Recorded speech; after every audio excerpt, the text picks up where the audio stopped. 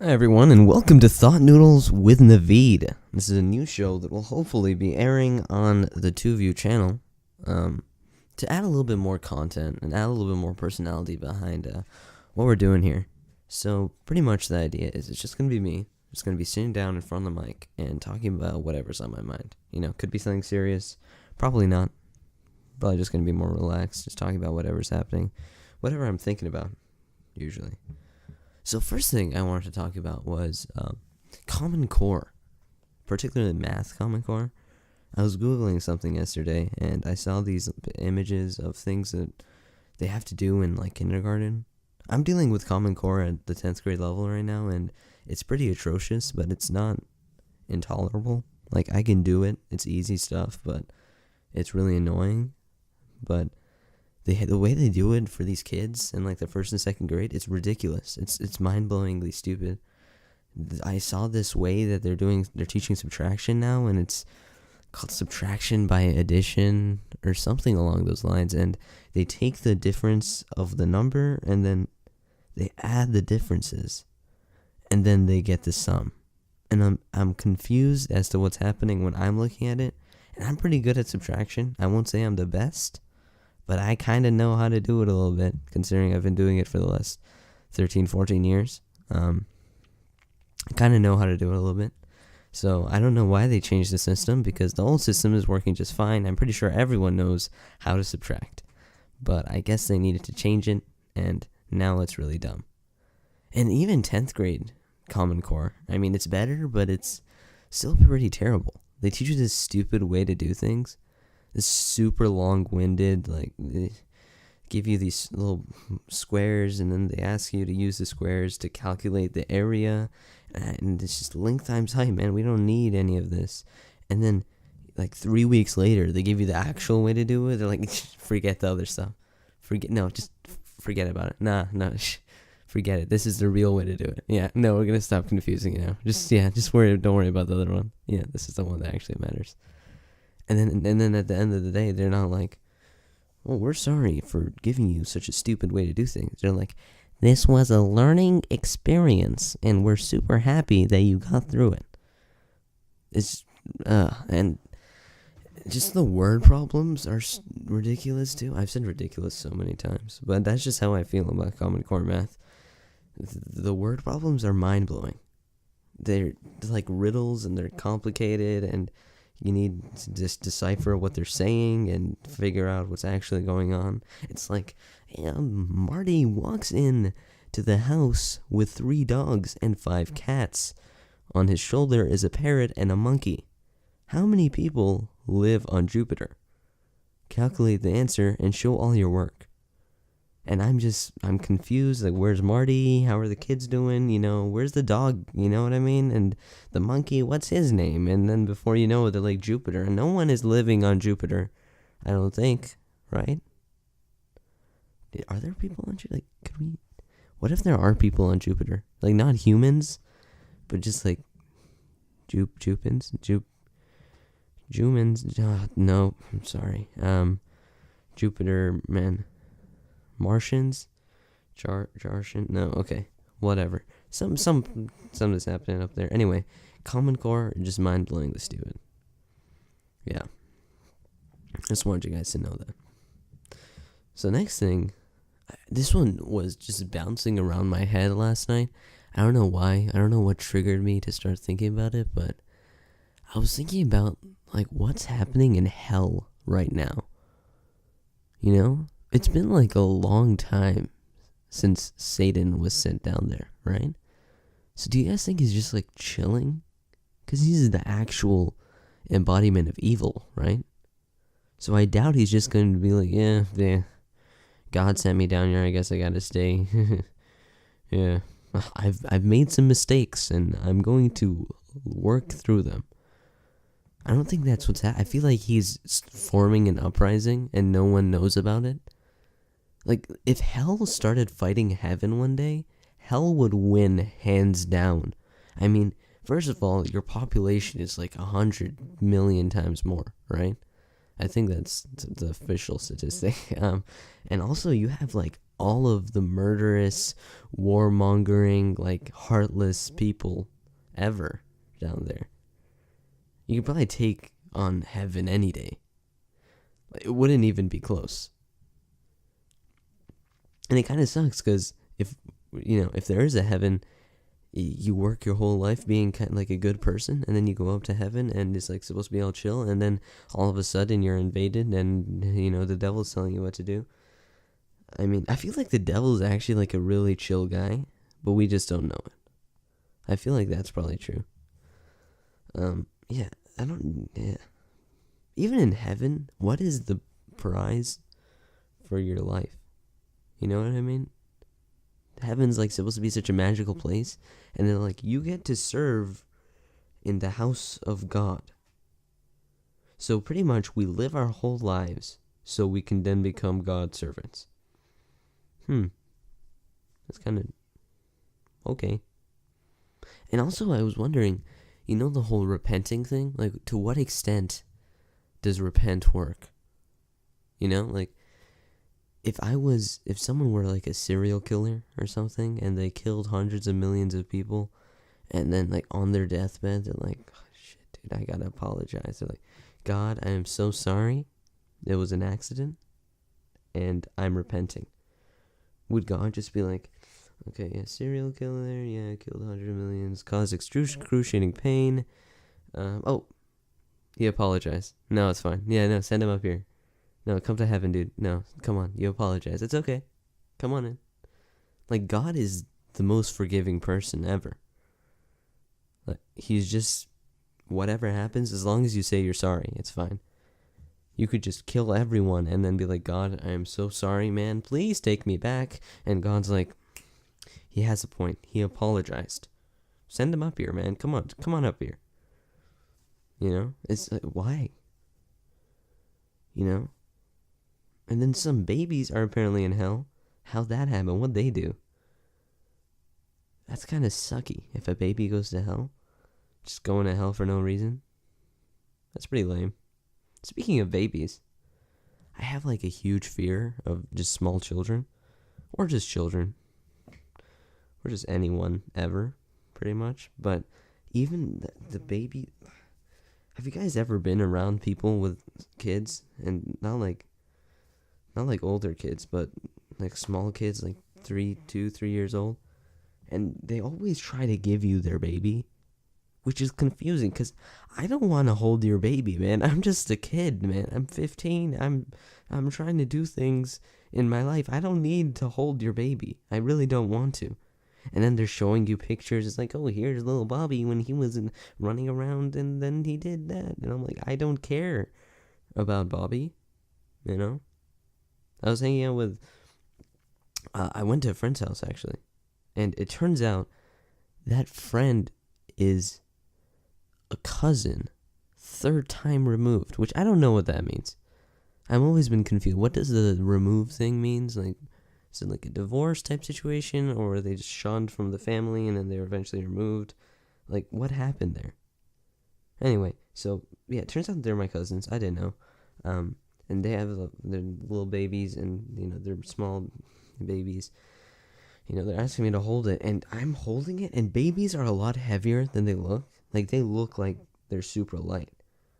I feel like there should be, like, a 24-hour notice before you need to hold a baby. It's like, okay, dude, you gotta do some lifting. Get ready. Because you're going to be holding a baby soon, and you need to be ready for that. So the weight is, like, and I'm just holding it, and I'm like, why is it heavy? It's like 40 pounds, I'm like clutching him, like, what the hell, man? How much have you fed this kid? Like, I know he did not come out looking like this. And he's like, I'm like, I don't want to hold him anymore. Please take him away. And then, the mother takes him, oh, he's such a good kid. I'm like, oh my God, you have to be a bodybuilder to hold that forever. Like, seriously, if you want to get abs, just get a baby. I'm not saying you need to give birth. Just go to, like a preschool or something, and then pick one of them up, take them home, and just hold them. Just walk around holding them. And eventually, you're going to have just rock hard abs, giant biceps, and everyone's going to be like, Jesus, how'd you do it? He's like, I just got a baby. babies. Just got the baby, Just a baby. And, when I've always been confused when people are like, siblings ask for another sibling. I have a brother, he's really cool, but he's older than I am, so. But I feel like so many parents are like, nah, we don't want to have another one, man. I feel like there should be just a system where if your parents don't want to have another small kid, you could just go to like a middle school and pick one up. Just pick a kid up and just take him home. And I feel like that's a good system, right? Just go to this. Dude, you're with me now. Yep. No, forget your family. You're with me. Come on, let's go. Come on. Yep. Step to it. Get in the car. All right. Your name is John, and you're gonna be living with us forever.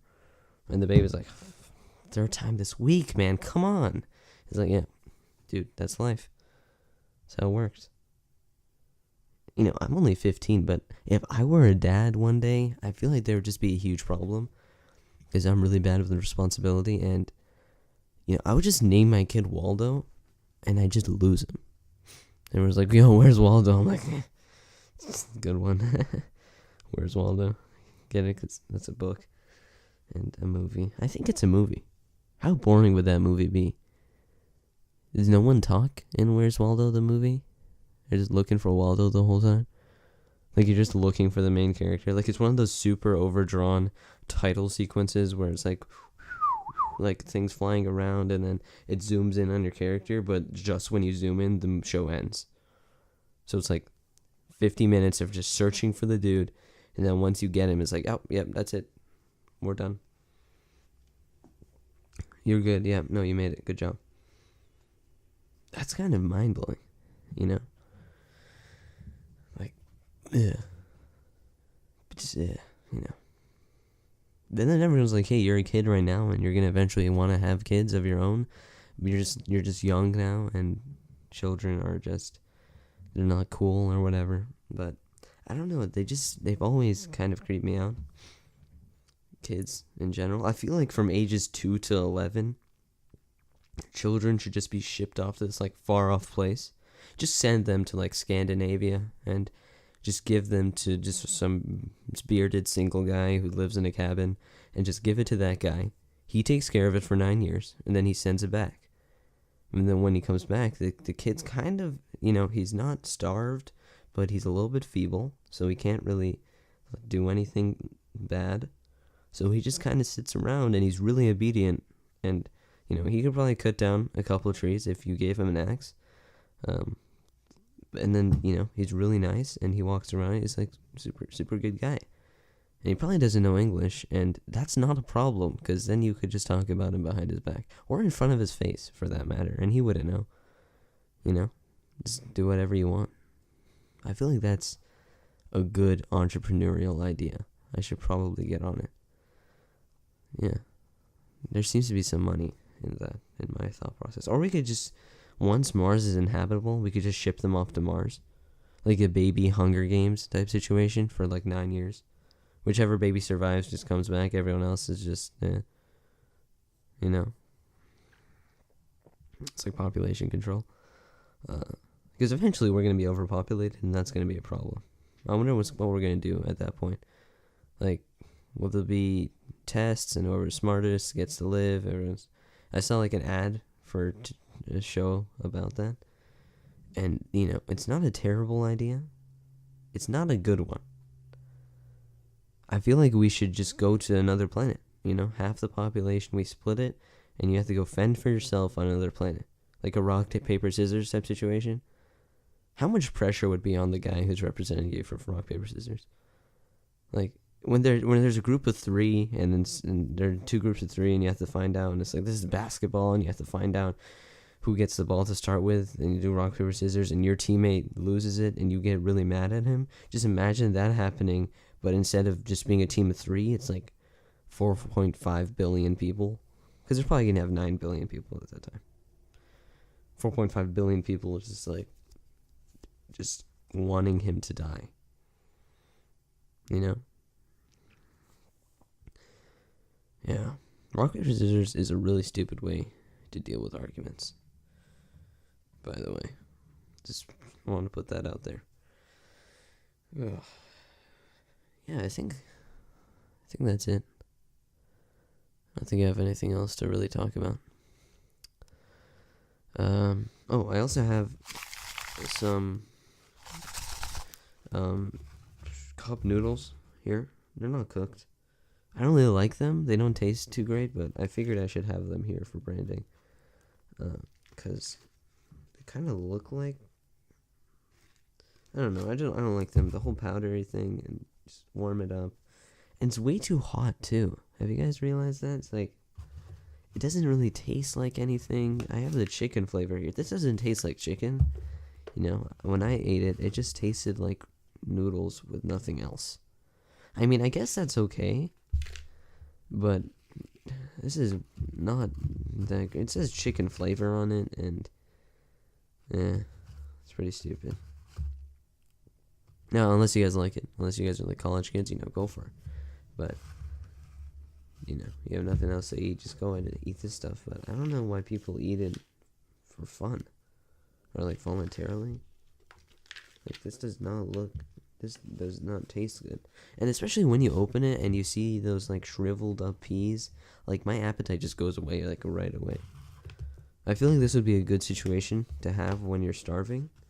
You just take a look at it every so often, like, nah, I don't want to eat that. And your stomach's like, just don't eat it, dude. Just keep powering on. Just keep going. Pretty sure, yeah. Hopefully that's what they went for, because if they did, they nailed it. And they have this little picture of it, and it looks so, like, majestic and beautiful, and then you open it. It's just, like, some dried noodles covered in powder, like, filling half the cup, and then the shriveled peas and the carrots or whatever are, like, around them. Yeah, they don't taste very good. So yeah, that's it for Thought Noodles with Navid for this episode. Tell me if you guys like this, if you guys want more. Drop a like. Tell me how you felt about everything.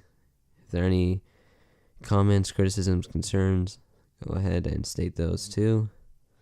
Suggestions, whatever you guys want. Also, drop a subscription.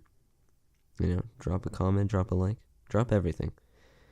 But don't drop a kid. Don't drop a baby. If you're holding a baby, do not drop the baby. That would not be good. Okay, guys. Thanks for tuning in. See you guys later.